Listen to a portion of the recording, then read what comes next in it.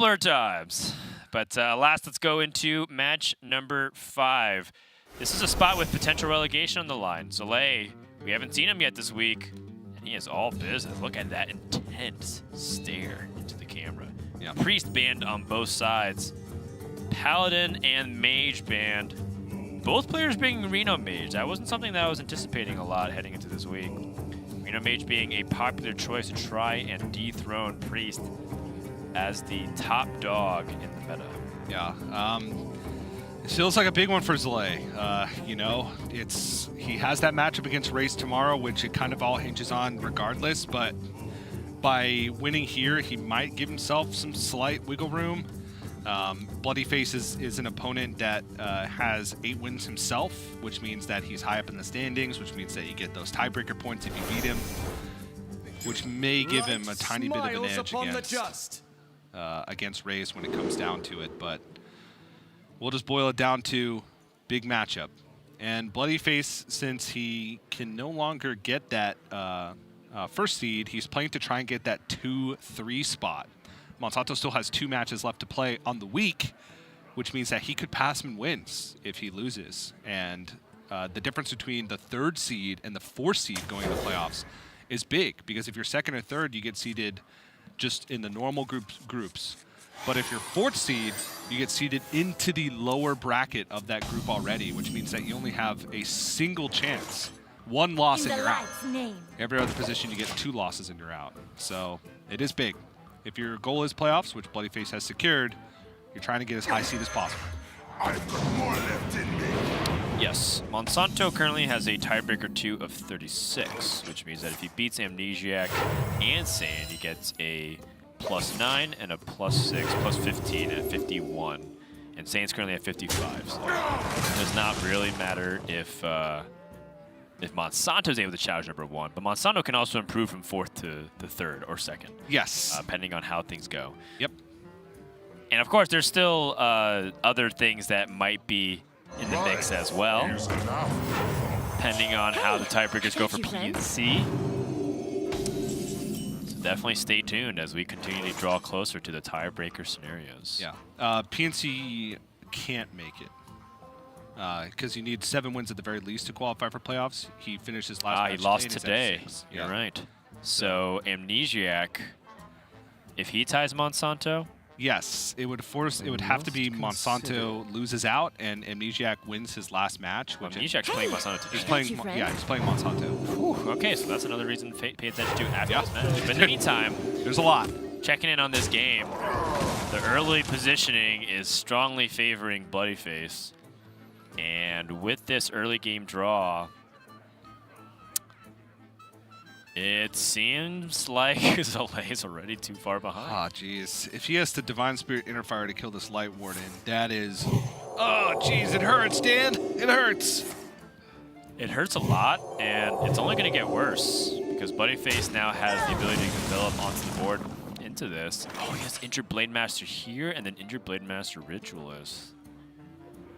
I think that's too much. Yeah, Psychopomp would... Psychopomp has the opportunity for the 2-6. In the light.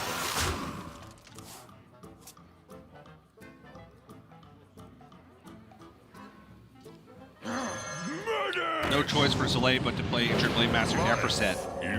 Does buff the Light Warden on the other side, but just has to have something to fight back.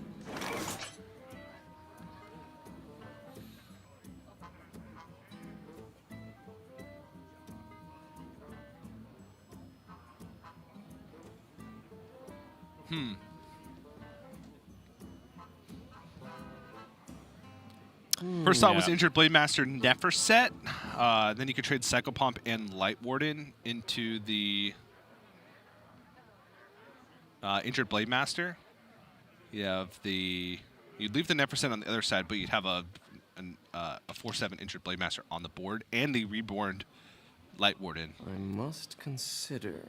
Don't think there's really anything fancy that can be done with the more arms here, because it doesn't really increase the value of the trades. It puts 2 attack on board, which is the same case for Injured Blade Master plus the Neferset.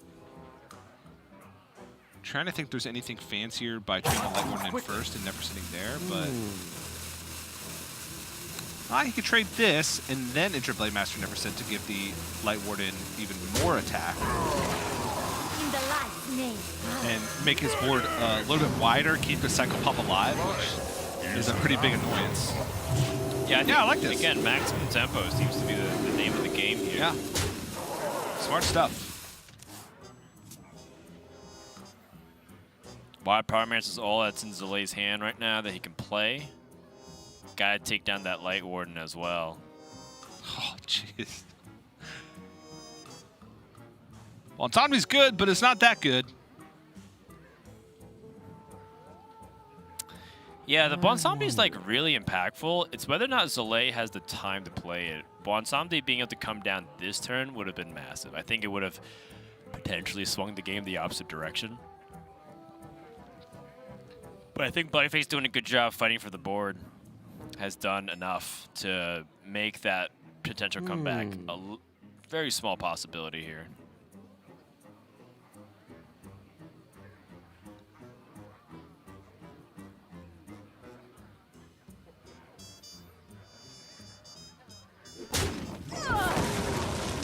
I think Zalae kind of just thinking through whether or not he wants Wild Pyromancer to come down here.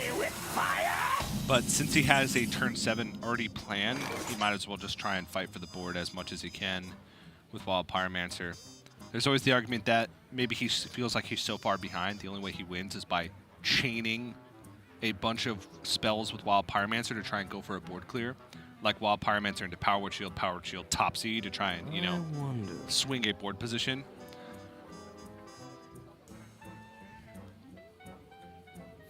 Yeah, I think bloodyface can kind of choose anything that he wants at this juncture to buff his board and try to just overwhelm Zalae with too much pressure. He has to think about the post-Bonsombi board situation. Yeah. Post-Bonsombi board situation is a 7/7 plus a bunch of stuff. Is there a way for him to challenge and maybe even threaten lethal? Yeah. Say. I'm trying to think of some kind of 2-turn lethal setup. I kind of want to just go what's the most amount of stats, and I think that's Injured Blademaster and Light Warden. And heal. Heal. Yeah. That also sets up for like a really powerful circle of healing. Draw to maybe end the game. Yeah. This is 11, 12, 15 power on board. Next turn with 2 mana invested, you can bring that up to 17. Interfire on the Blademaster plus more arms would be probably lethal. Because heal plus more arms brings that up to 9. So you have that's 9, lethal. 14, 18, 19, 22. Yep. Never Set Ritualist was good enough. Life is This plus Interfire.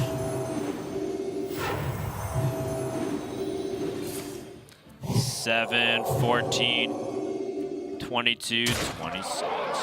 Woo! If he wanted to. If he wanted to. And game number 1 goes to bloodyface. Zalae going for a stretch, trying to see if he can move past the priest mirror. It's definitely a tough matchup to try and overcome. But that's what the Reno Mage and that's what the Malagos Druid, OTK Paladin, they're supposed to win the other matchups, right? You're trying to go over the top of those kinds of decks. Reno Mage being good against the Control Priest is also tricky because bloodyface banned Mage away from Zalae.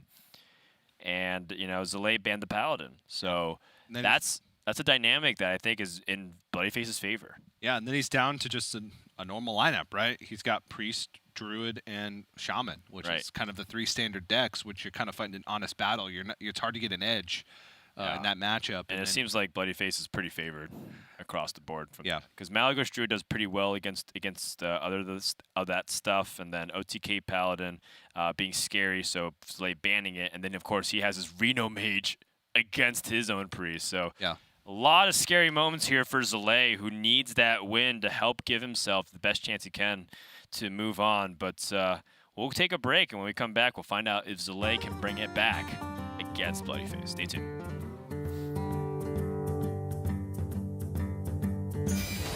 I see lethal, guys. I see a freaking lethal. Yeah! Yes! Turn 5. That turn 5. This game will be a fiesta. No! Can we mill him now? Can I mill the Shadow up?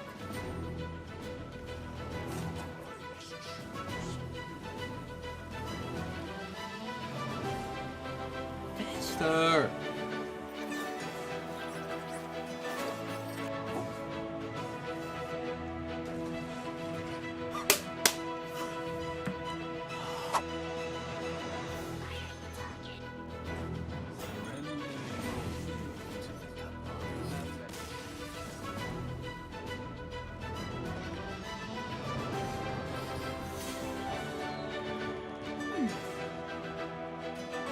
Get ready. Senjin, I will play that in my decks. Oh, my tea! Oh, I forgot about my tea! Oh no! Oh no! Oh no, my tea!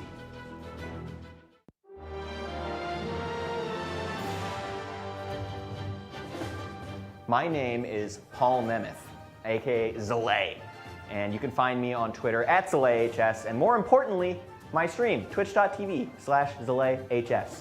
Tune in, twitch.tv/ZalaeHS. A day in my life, I wake up when I feel like it, then I go to the gym when I feel like it, after that I stream when I feel like it, and then after that, I try and do something productive, and it doesn't always work. My personal goals for this year, I prefer to make short-term goals. So I try to live each day as best I can and make good decisions in the moment. And I don't focus too much on long-term goals because that can be complicated. And I think it's good to keep things simple and focus on what's important in the here and now. You know, it would be pretty cool if I could be first place in the Grandmasters system, but to be completely honest, I don't expect that. Just saying's a little bigger than me. Yeah, second place. That seems like a realistic goal. I could probably finish second place in the Grandmasters program. And I feel like second place it's a nice, comfortable spot for me. I'm into second place.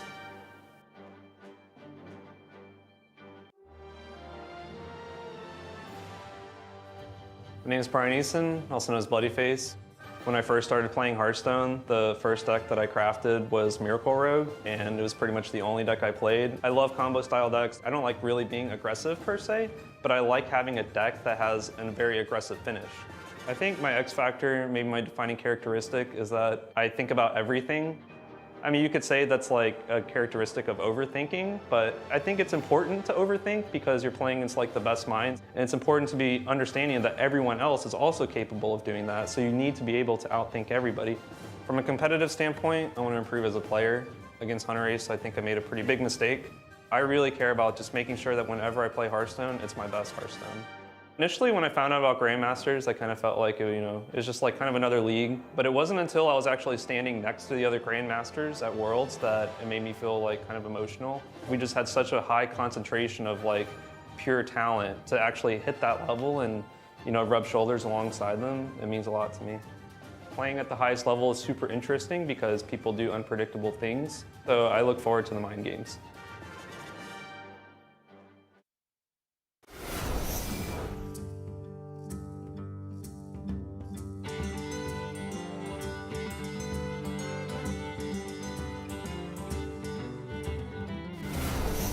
Bloodyface up 1-0. We're going to go to a Druid mirror, but it's not really the Druid mirror you've come to expect. Malygos Druid on deck here, the first Wolf Seed of this weekend. I personally love Malygos Druid. Historically, one of my favorite archetypes ever in Hearthstone, largely because I always feel like its play patterns are very different, and I think this variant is no exception. So many different ways that you can tackle the metagame with Malygos. A lot of times you have to break apart the combo pieces, which is what makes it really fun for me. In contrast, people really like combo decks like Holy Wrath Paladin, and I feel like games end relatively similarly almost every time, which is your Holy Wrathing for 25. A lot of times, I'm not even ending the game with Malygos Moonfire. Sometimes I have to go for at least enlightened and like copy a bunch of swipes and then just end the game over the course of 2 turns at 16 damage. Yeah, Malygos Druid has existed in so many iterations, and I think this iteration is the iteration that has the maximum possible damage.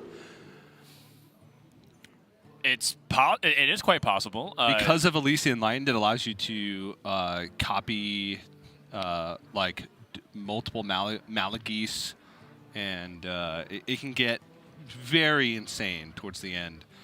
Yeah. You also have like Zephrys thrown in the mix. It's maybe the combo isn't as smooth as it once was.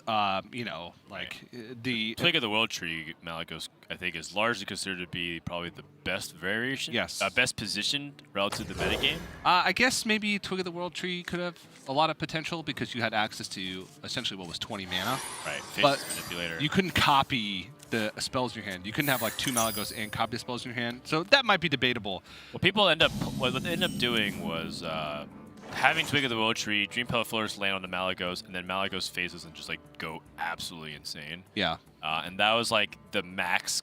There was like damage. 60 plus damage. And Elise gives you Faceless and Change. So it's definitely it's up for debate. I think the bottom line was this variant of Malagos Druid is one of my favorites. I like this deck so much. And I am kind of sad that it's gets kind of a bad rap for being an uninteractive deck, because I actually don't agree with that at all. I think it's actually one of the most interactive combo decks to have existed. So when people say like Malagos to the Hall of Fame, I'm like, for the most part, you're right. But with Druid, it's not really the case. It's a very difficult deck. We've seen so many people mess it up. Even the interactions that do happen, you have to have some knowledge of it. Like how Elise copies your hand, for instance. How Elise copies Floop. Behold, If you play 2 jewels Dream Petal of the Floors on the sun. board, the fact that they can't reduce the same target twice. Like, all these things increase the like effectiveness Jewels of the sun. of a certain player that can be win or lose in some situations. It's not as simple as just count my damage and go. It's manipulate my hand to deal the amount of damage that I know I need to deal, and get to that point where, you know, hand size isn't an issue, where I'm dumping cards from left side of my hand to make it at least more valuable. I think and then you also can just win without Malagos through just Oasis Surge or Pressure and Zephrys. Yeah, just like you could have won with Ultimate Infestation in the past and just draw a bunch of cards and temple with, them out. Arcane Tyrant. Yeah. It was really funny, too, because I remember playing a game where I was playing Oasis Surgers, and then all I did was just have Elise, Oasis Surger, and Zephrys, and I just copied that. And I just, like, won because I had 2 Zephrys. Yeah. So I Zephrys once, and then, like, did something, and then next turn I Zephrys from the hand to kill him. That was also cool. Yeah. And I think, kind of to your point, as you can see, this Crystal Merchant being killed as by Zalae is a really good priority. Part of the reason why I like Pounce in the deck. You can see that this deck has so much range that you have to be flexible, and you have to learn how to manage your resources. You have to learn how to fight for the board. You have to learn how to manage your life total. You have to learn how to count damage and understand small nuances of interactions, like you said, the Dream Petal Floors one. I think all of that is just what challenge, and that's probably why I appreciate the deck a lot. Now that I'm done fawning about why I think Malagos Druid is sweet, what does bloodyface do in this tough situation here? Is he just going to let this 1/3 sit? And if so, you know, if Zalae ends up just grabbing the board the following turn,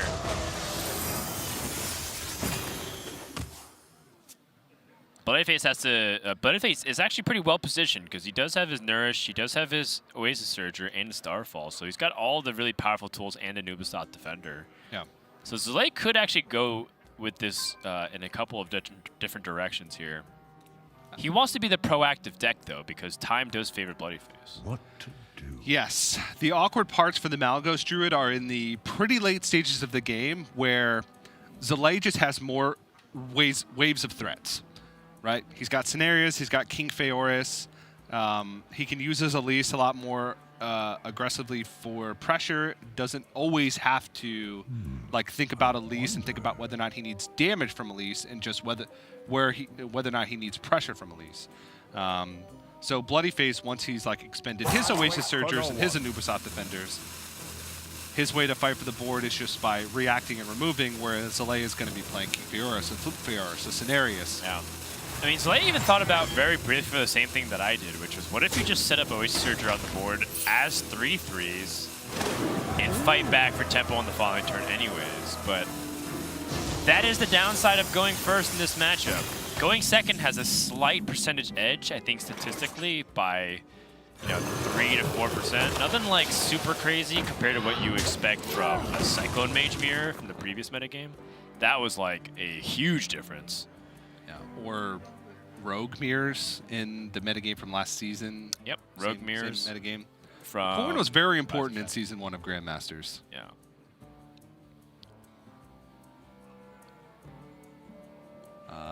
9 cards in hand. The awkward part for Zalae is just playing Oasis Surgery and just killing off Oasis Surgery means that you just hand initiative back over to Bloodyface. It gives him room to nourish without having to worry about anything. But other than that, Zalae doesn't have too many plays. He could innervate Nourish and then maybe find a Wrath. Yeah, this looks like to me that Zalae is just going to set up a King Feoris.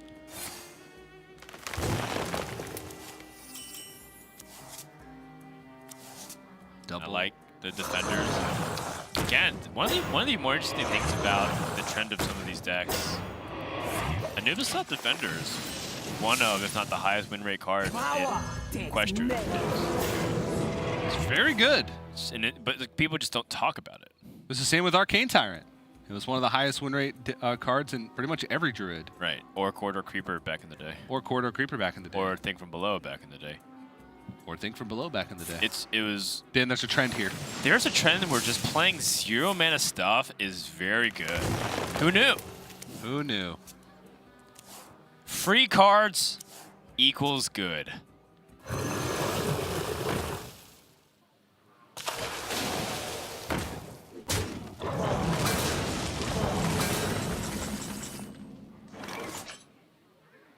Zalae getting ready to stack all of the board pressure behind King Feoris. He has 1, 2, 3, 4, 5, 6, 7 spells in hand.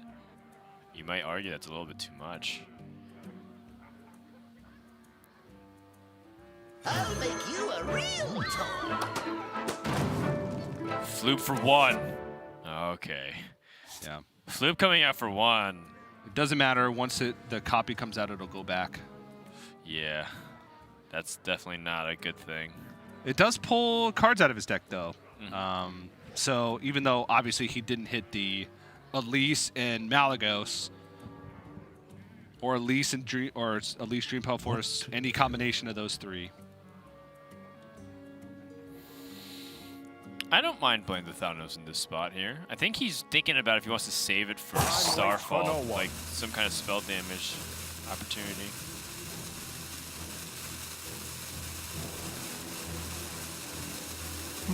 If you assume King Feoris is going to come out, keeping the spell power on the board has a lot of value. Yes. So I think the thing is, I guess he wants to Starfall swipe instead of just double Starfall, right? Yeah. So that makes sense. And then Zalae has to think, well, I mean, if I play Feoris, I'm incentivized to kind of trade off these Oasis Surgers. Maybe he can just like go for Worthy Expedition, maybe find like Cenarius.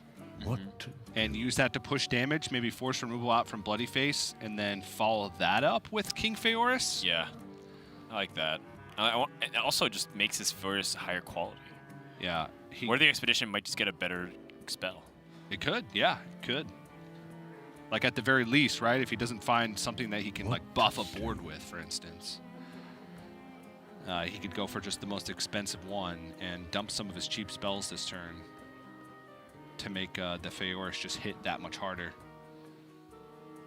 Time waits for no one. He's running out of time, though. If he wants to go for a Worthy Expedition, then this severely limits the amount of time he has to choose.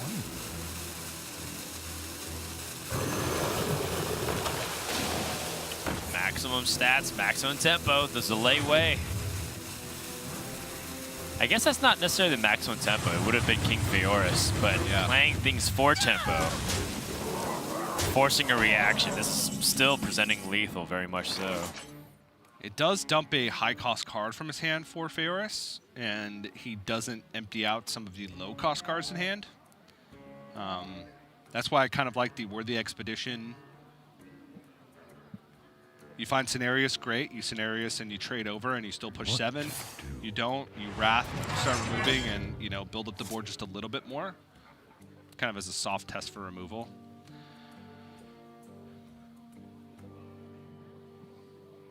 Starfall's still very good here, as the 3 damage AoE would leave one Oasis Surger on board. Yeah. What to do?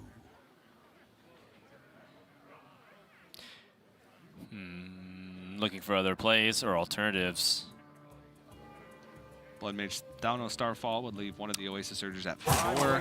One thing I do like about using Starfall is that it kind of starts playing the left side of the hand, which is something that you have to consider as well. Yeah. When you play the left side of the hand, it makes that at least a lot better because you're able to manipulate the left to right copy. And a lot of times when you play this deck, you don't get to copy your full hand because you're just holding like 7 or 8 cards. Yeah. So you want to copy the 3 leftmost.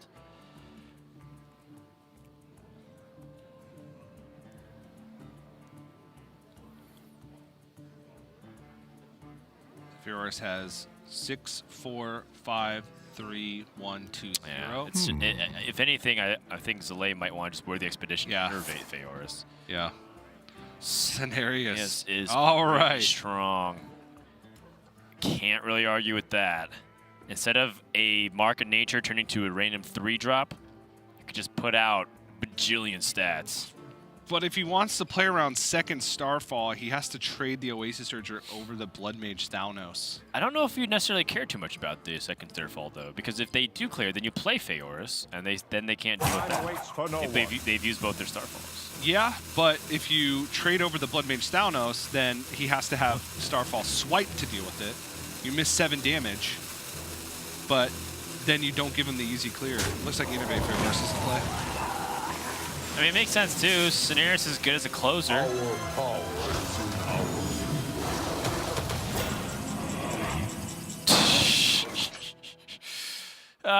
Relatively garbage stuff. He gets the Desert Obelisk. Shout out to that card. If you control 3 of these at the end of your turn, deal 5 damage to a random enemy. Which sounds cool in theory, right? You could deal 15 damage, but just so impractical. I wonder. One day it'll be good. One day you'll have. If that deck ever becomes good, Desert Obelisk, I think people will riot. No matter what, no matter how it's good, it's going to take a lot of setup. I want Highkeeper Ra to be good. That card is sweet. Yeah. Firebat tried his best and had an underwhelming amount of success with it. Yeah, it was not very good. Yeah, it was still fun to watch. This is an interesting setup. I was kind of anticipating Starfall Oasis Surger. Instead, he's going Swipe Oasis Surger. I think it's because he wants to keep Starfall as like a definitive way to answer in case, like the Cenarius comes out. That makes sense.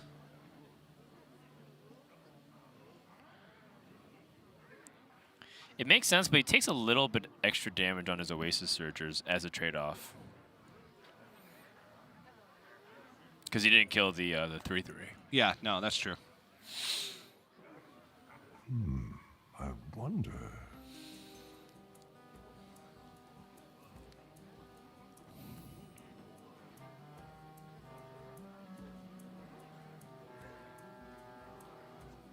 Zalae has a lot of options at his disposal here.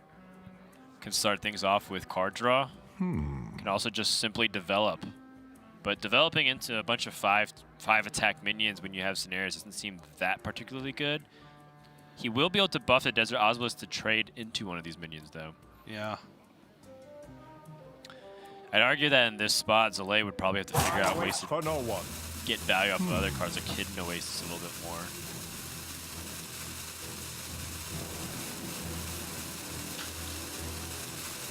It's also the thought of what Zalae wants to copy himself with Elise in the late game.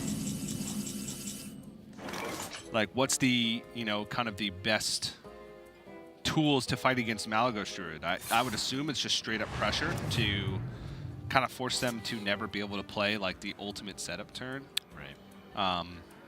In which case, Cenarius, maybe he's holding on to it so he can copy with the least to just have waves of pressure. Because Cenarius is just, you know, a static, always good, whereas Feoris, if you have to start using spells, becomes less effective and less effective to copy. But still not active yet. Trying to look at the cards that he still has 2 ofs left. Has 1 2 of left remaining in the deck. Yeah, which is... And I believe it's Wraths. He has a Wrath in hand. Oh, sorry. I was looking at Bloodyface's hand. Because he's even deeper. Bloodyface has 7 cards remaining, and... Yeah, he has Wrath as a 2 of. Right. Zalae, he's played an Innervate. He's played a Worthy Expedition. He's played a Crystal Merchant. He has a Ferocious Howl in hand. He has a Wrath in hand. He has a Swipe in hand.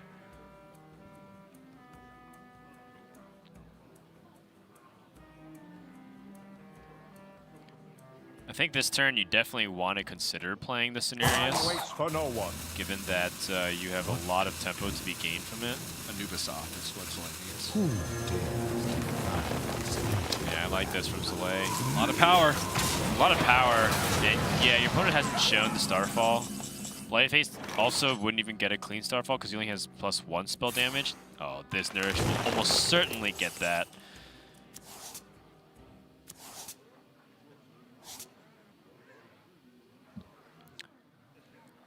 You know, I wonder what Zephrys would offer in this position. Shadow Flame. Probably. Shadow Flame would deal 5 damage to everything. Hellfire. I wonder. Defender Vargas.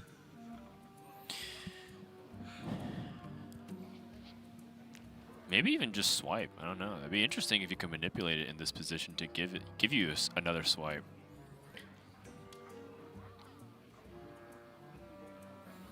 What to do? I do like Starfall in terms of just killing a minion, killing the scenarios. Time waits for no one. You're at 44 health. You also start freeing up the left side of your hand. Again, that's one of the things that I think the most about. Yeah. What Bloodyface really needs is his last Innervate. So then he can Dream Petal Florist, Innervate Oasis Surgery. No, sorry. Innervate. Dream Petal Florist 2.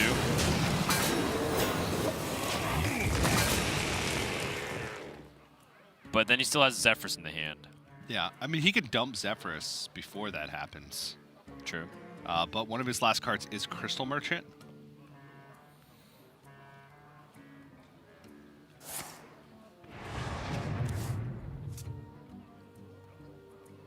More tempo opportunities here for Zalae by just hitting Oasis heal and developing a 6/6. I think he has to start barreling down. Still lacking any Anubisoft defender here. Yeah, still on bottom 7, which would be the card that he would need to activate Zephrys and Elise. Does have natural Cenarius left in his deck because the person was found from the expedition. So that's another card that he's looking for in order to go for pressure. Has War Druid Lodi still left in the deck. That sticking on the board can give you some extra reach. So Zephrys into Twisting Nether.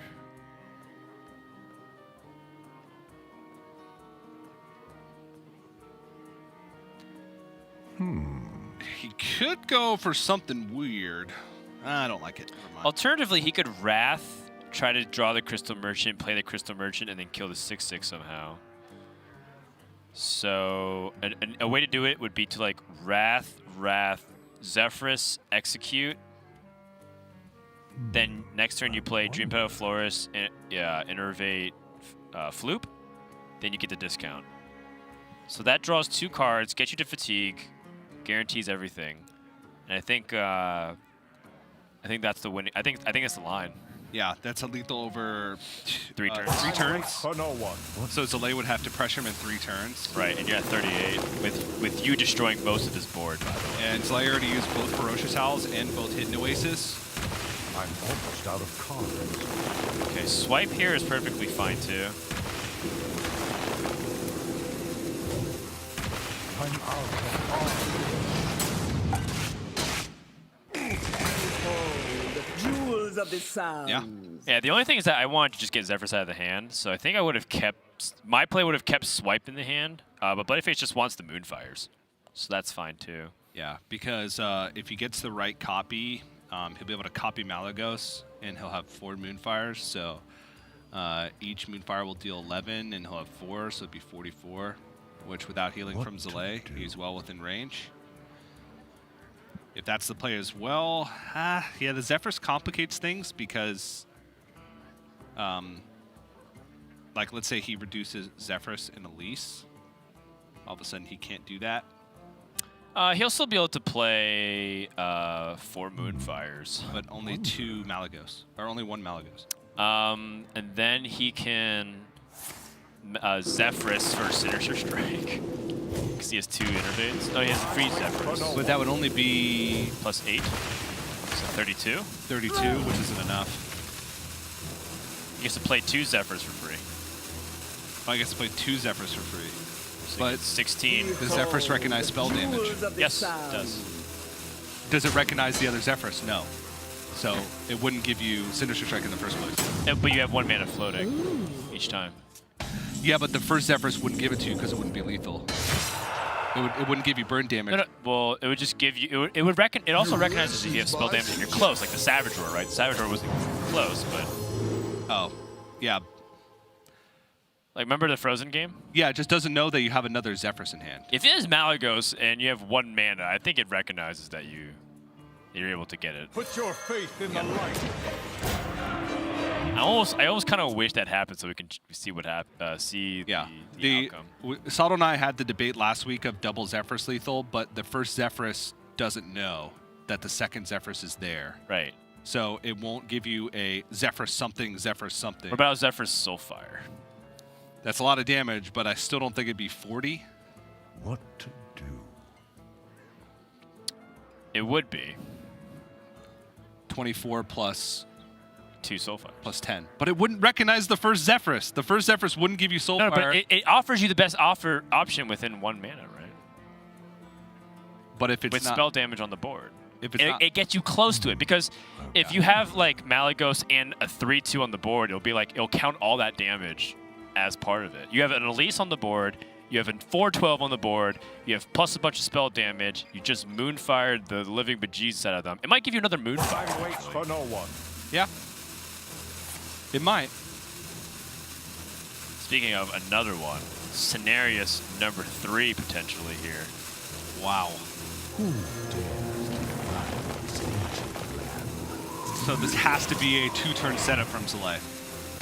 Has to be. Because he knows that this is going to be the combo turn.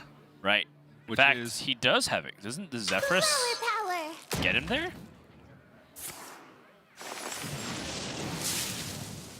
He kills off 1 minion.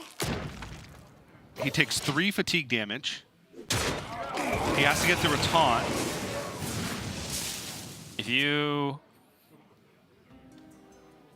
If you Starfall and then Zephyrs, is that just lethal? He has 9 plus 7, 16 on board, plus 10, 26. No, because he's at Bloodyface at effective 30. Because he's going to take 3 fatigue next turn. What to do? Starfall, swipe the Tyrian Savage Roar. It would deal 2 damage to face, so he'd be down to 28. It'd be 26. Because then he uses the face and then gets to push through the 9, 16 plus 8, 24. Nope, slightly off. What to do? War Druid Lodi Wrath. War Druid Lodi Wrath the Tyrian. Swipe. No, you don't have enough mana for that. Zephyr Savage Roar. Nope, that's 26.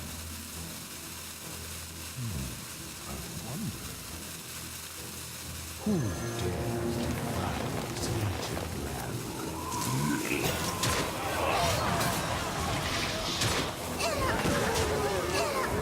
Zalae gonna just wait to see the final moments here.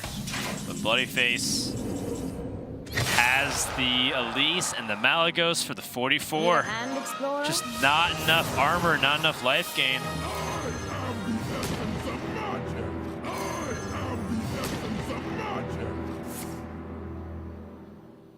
Not enough damage. Bloodyface is going to close this series 2-0 Well played. and improve to a 9-5 record. And I believe this will put him in a really good spot, if not effectively locking up a top 3 in the playoffs. Yeah. Well done. Whew.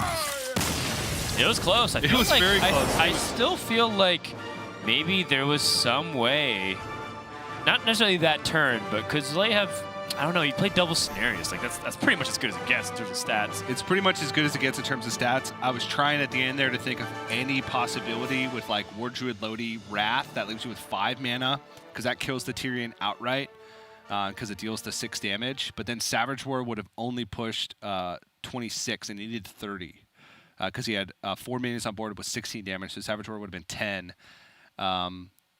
And he wouldn't have had mana for Bloodlust because he needed to find a way to get through Tyrion, and it was awkward with Bloodlust. Right. Like, every single thing led to, like, 26 damage. Every single iteration of Zephrys led to 26 damage. It's very, very close. Very close. 4 damage off, essentially, at the end with that 3 fatigue ticking over. And I don't even know if Zephrys would recognize that, so it may not even give you, like, how much fatigue your opponent's taking next turn. It might give you, like, a defensive option in that case. So, yeah. Just a kind of a rough ending, but Bloodyface managed those last 2 turns well, set up the 3-turn lethal, had to dump Zephrys, but put a taunt in the way, which gave him even more damage. All right, let's go ahead and check in with Bloodyface. 9-5 to end the season there. Bloodyface, can you hear us? Yeah, can you hear me? Yep, doing all right, doing all right.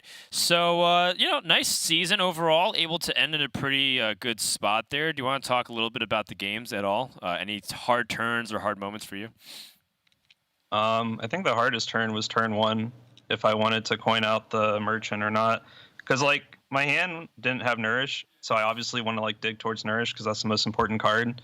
But I just kind of felt like, since I'm unfavored in that matchup, driving the tempo was more important and just going for the coin untap potential, so I could guarantee the turn 5 Oasis, and then he has to answer with his Oasis, and then I fortunately had Nourish at that point. So, but it was kind of a tough, like, you could probably math it out, like how much does this one draw impact your chances to get Nourish. I don't know, I just kind of felt like in the end tempo is more important. Got it. Cool. Let's take a bigger look at a bunch of stuff and maybe just talk about your season as a whole. How do you feel like you did this season relative to your expectations, and how you felt like things panned out? Well, I mean, I had a pretty bad record season 1, so I didn't really come into season 2 having high expectations. I mean, my main goal was to not get relegated. So after I reached that break point, next goal is obviously playoffs. I think as a whole, I've kind of played solid. I think that I didn't really like try and get creative like some other players. I think in this format, since you can leave one of your decks up, it's not that important to like get too creative, because if you try to target a deck, then like you just don't end up playing it. And the top 3 decks, or I mean the top 4 decks, I guess, in my opinion, are Priest, Shaman, Druid, and Holy Wrath. It's just so hard to like counter when you bring some combination of those decks, because they protect each other's weaknesses and they're outright powerful on their own.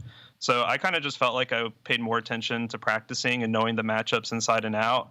I think at the end there, like, man, Frozen just always beats me. He's like 2-0 against me this season, and he always brings like weird stuff. And yeah, I don't know. It's kind of interesting. I kind of wish I could get a deck building edge, but I tried that early in the season, and I felt like my play suffered for it. So, I just try to focus on playing. I mean, you say that you brought Reno Mage. It was a little of a curveball, I'd say, but overall very effective. I guess since we can take a bigger picture and talk about deck building stuff, how much are you looking forward to next week's playoffs meta with the new Tombs of Doom patch? Well, when the announcement came out, I was really excited, but honestly, it's just been super stressful because the only way to practice right now is in wild mode, and cards that randomly generate cards always generate wild cards, or if you evolve something, it always evolves into like something in wild. So it feels really hard to get like test games in, and we're going to have to submit decks like I think the expansion comes out on Tuesday, and we have to submit decks on Wednesday. So we're going to get like a full 48 hours, which I don't really plan on sleeping very much for that. I'm also in the process of moving right now. So it's just been a really stressful event. Normally, I love stuff like this because it shakes up the meta, and I still do love it. I actually have a few decks I'm really excited.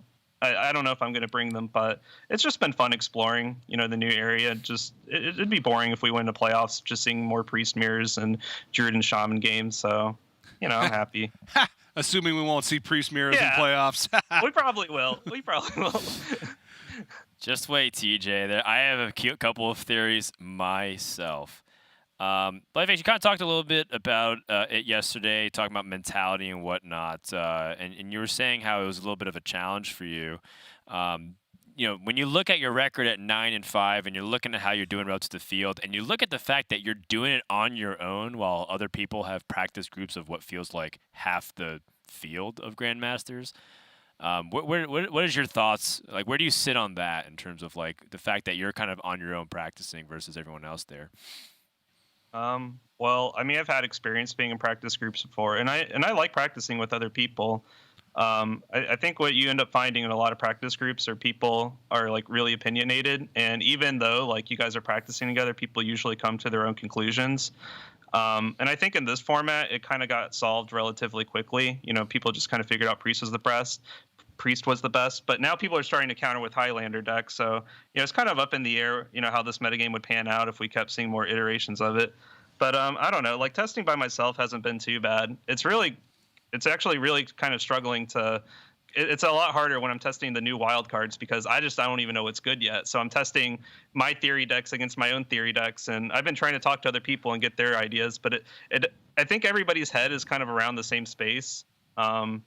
So, even though like it would be nice to have a group of people that, were dedicated to practice, like Sayan's group or Casey's group comes to mind, I don't think it hurts me too bad.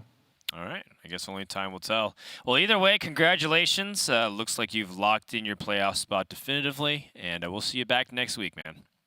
All right. Thanks.